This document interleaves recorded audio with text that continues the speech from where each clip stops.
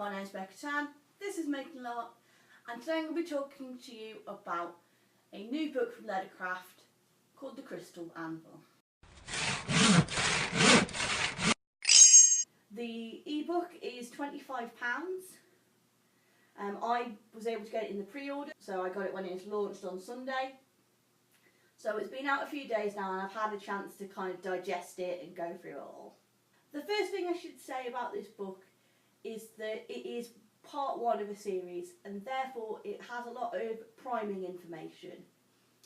By this I mean that there's quite a lot of the background of the company, the background of costuming in general, of making things for LARP and making things for cosplay.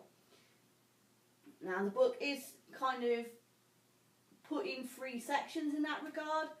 One section on costuming for film and TV, which goes into quite good detail about how you would set that up. Not so much in terms of working with an outside company, but if you were working to make a film yourself.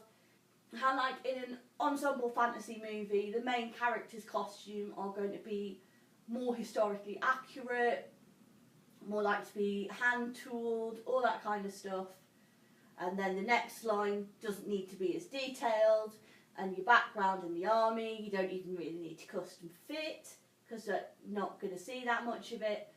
And kind of quite a lot of detail into that, into how the process works, into different details that you might need to think of in terms of costuming, how to weather it and add different effects. So the costuming section in terms of TV and movies, fantastic. We then move on to LARP, where not only is an overview of LARP given, and this section also covers other aspects of LARP creation as well as leather work. Now, as you can imagine, the company being called LederKraft, they work with leather mostly, but it does give you a good guide on how to make a LARP sword, how to convert a Nerf gun into something that looks accurate for, say, a steampunk or a sci-fi game. And then on to cosplay, which again it talks about in terms of what cosplay is, how to create different items for that. There's also a really in-depth section on 3D printing, which is one of the tools that they use in order to create a lot of the embellishments that they use on their pieces. So, say rather than using a metal rivet, they might have a really good plastic one built instead, so that they can reduce the weight of the armour or whatever piece they're making. They've used it to make other different embellishments, and they give you all the instructions on how to do that, how to create the files that you need, and all that kind of technical information on that side. And then at the back of the book you have a selection of different patterns for leather work. By patterns I mean it in the same sense as there are sewing patterns, so you have basically templates of all the different pieces that you will need, and then you would overlay the template over your leather and you would cut it out and follow the rest of the instructions in terms of tooling and finishing. I have to say that what sold me on getting the book in the first place was the information on that kind of next level that was provided in the free PDFs.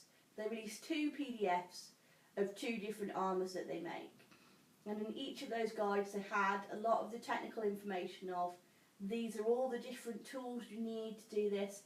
Now, I haven't seen the full book. I know that this is kind of a repeat of the technical section and that covers all of the patterns, but even just reading that gave me the inspiration to go to my local leather shop, La Prevo, and buy some more equipment so I can do some of this stuff. While I have friends that already do it, having it there in an instruction guide format that I can follow on at home enabled me a lot more to get inspired to do that, because I didn't have to worry about bothering people and getting taught in person, which is something I'm not great at. So that was something I found was really, really great, is the technical detail on that. And I think there's about 10, 15 patterns that are available. Most of these are full sets of armours, so you might have one thing is on the main body, one thing is how to do the legs armours, the next section will be how to do the greaves, the next section will be how to do the pauldrons, as well as the guides to all the different tools that was in the free PDF. The main book also has a quite big section on how to do moulding with leather. So for example, you want a pauldron that is relatively hardened and actually stays the right shape. I think they've got about 4 or 5 different methods of how to do that and different things you can form it on. So there's a lot of really great technical detail there. In the costuming section, they did give some advice on making your own muslins and things like that in order to fit items to you properly. This is information I kind of already knew from going through sewing patterns, and it is something I've tried before. My only real gripe with the book at all would be that I felt that I wanted more reassurance and step-by-step guides into how to turn making those muslin patterns into editing the patterns that they were giving me, and if there's any extra considerations I need to take when doing that, because I'd be working with leather, and if, you know, I need to use different material than muslin because that's relatively stretchy and leather definitely isn't, and other more complicated bits of specifics. Personally, I would have probably preferred that almost be a step-by-step, not necessarily in every single pattern, but maybe on the first leather pattern of, right, here's how you do it, even if you have to reference back within the book.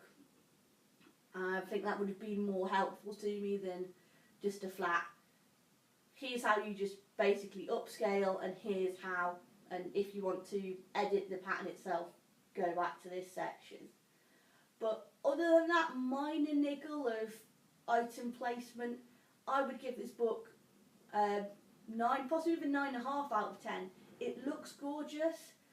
There's lots of things I wasn't expecting in there. I went and got this book thinking it was going to be just a stack of more leather patterns. So the fact that it had all the stuff on costuming, it had all the stuff on how to make my own Larp sword, it had all this other information that I wasn't expecting, was a real bonus to me. And as I said, other than some minor niggles about where item placement was and how specific it got into details, I think this is a fantastic book.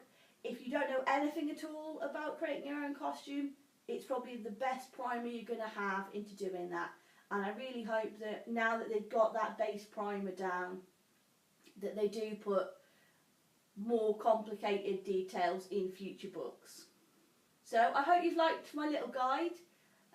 All the links and everything to go check out the free books, to go follow through to LederKraft, are going to be in the description.